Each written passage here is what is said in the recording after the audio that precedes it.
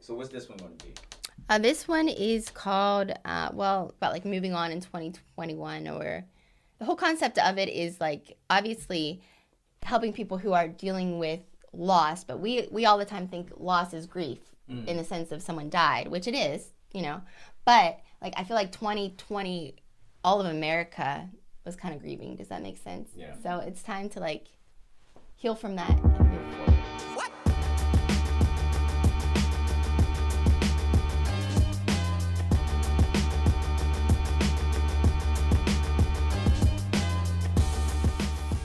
Hey, and welcome to the Joie Miller Podcast. I'm Pastor Joie Miller from Champion Christian Center, and today we're going to be talking about restoration and healing after loss. I mean, wow, 2020 felt like such a year of just loss overall. I mean, don't get me wrong, we saw God do amazing things, but the overall tone, even over all of America, kind of felt like we were grieving. We had lost so many things, from family members. I personally lost a family member to, losing moments. My son graduated from high school and we weren't able to go to the graduation, to senior prom, to family events, to just those moments. It was an overall sense of loss. Some of you even maybe had suffered financially and had to shut down your business for a while.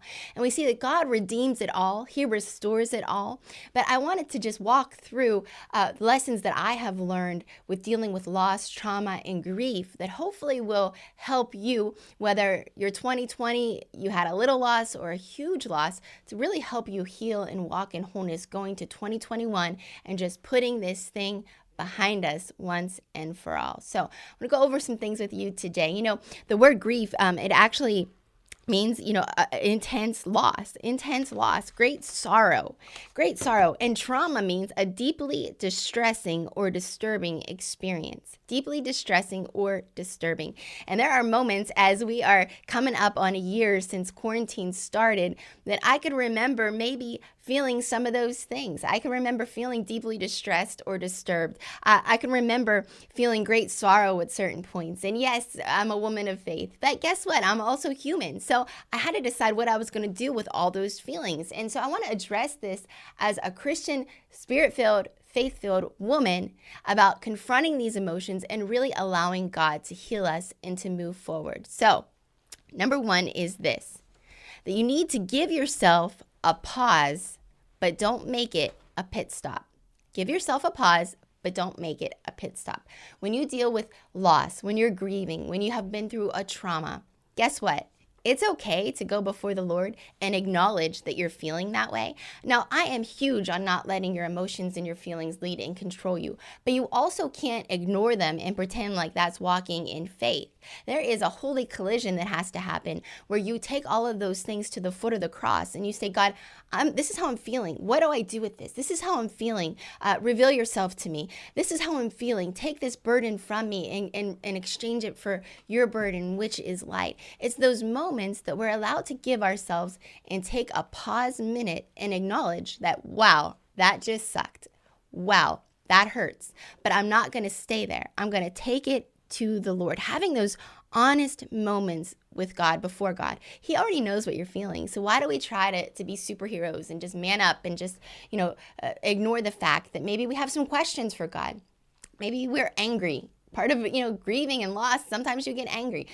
Having those moments before the Lord. Mary and Martha had that moment before the Lord. In John chapter 11, we see Mary and Martha, they had just lost their brother Lazarus. He was sick and they called for Jesus and he didn't come.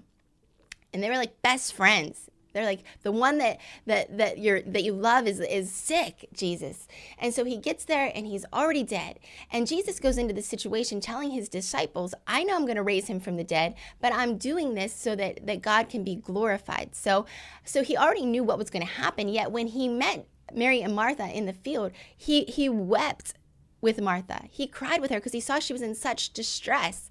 And so he was compassionate. And God's not mad at you when maybe you're having that pause moment. He's compassionate towards you. He knows that you're human and that you have feelings and you love, and because you love, it hurts. So, being honest with God and having those seconds before Him, but not making it a lifestyle. Some people, the trauma, the loss, the tragedy in their life has been like a pit stop that they never got back on the highway to move forward from. It's been something that has kind of permanently marked their life, that it was a season that they decided they were just going to stay in that season for the rest of their life. And, in the Bible, they would hire professional mourners to come. They would pay them to come and cry with the family that was going through it, and just to bring comfort to them. And that was their job, was to come and cry and mourn.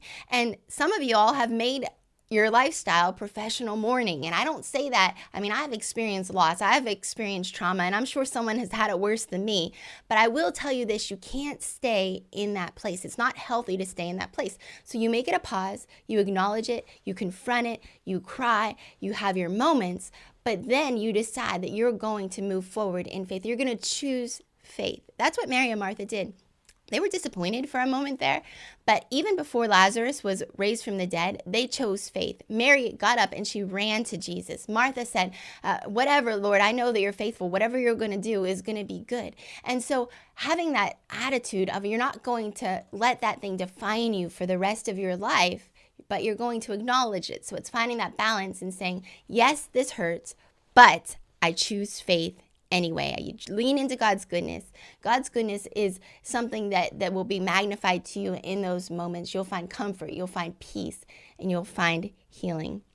Number 2 is this: release it at His feet. We talked about this a little bit. You're going to acknowledge it, but then you need to really make a decision to release it to Him. And I think about this story in the Gospels in John 5, where Jesus goes up to the man who had been an invalid for I think it was 30 years, a long time anyway.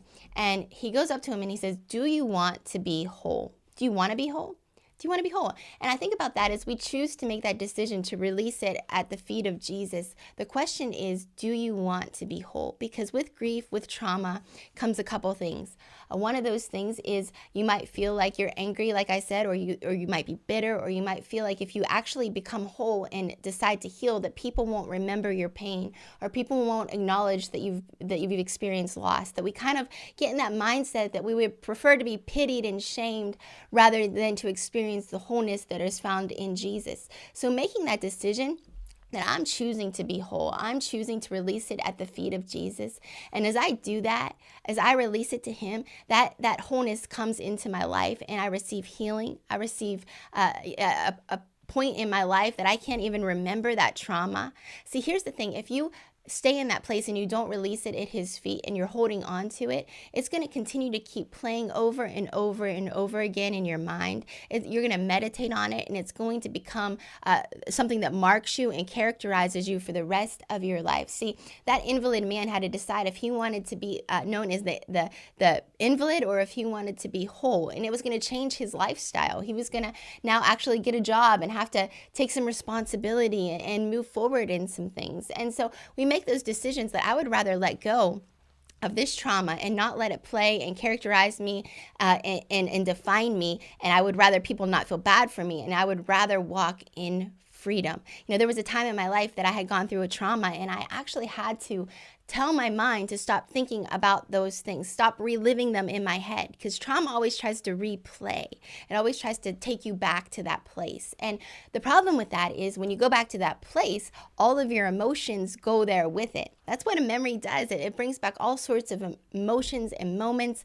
And so all of a sudden now you're living in that moment again. And so you're bringing it back to life. You're bringing that trauma to the surface again. And now you're emotional. But here's the thing. You don't have the grace that you had upon your life to get through it the first time, because God's grace is upon you in that time of need when you're going through that traumatic thing. But when you let the enemy, or maybe you don't control your own thoughts even, and you just let it replay and replay and replay, it takes you to a really dangerous emotional state that now your emotions are all out of whack. Now you can't live in joy, you can't live in peace. And I'm talking to Christians out there that if we just let that play over and over again, it takes us out of what God really wants for our lives. And so really saying, Jesus, I'm taking this to your feet. I'm releasing this thing to you. I'm releasing the thoughts. I'm releasing the pictures in my mind. I'm releasing the feelings, the memories, the relationship, whatever that is that would express or speak loss to your life.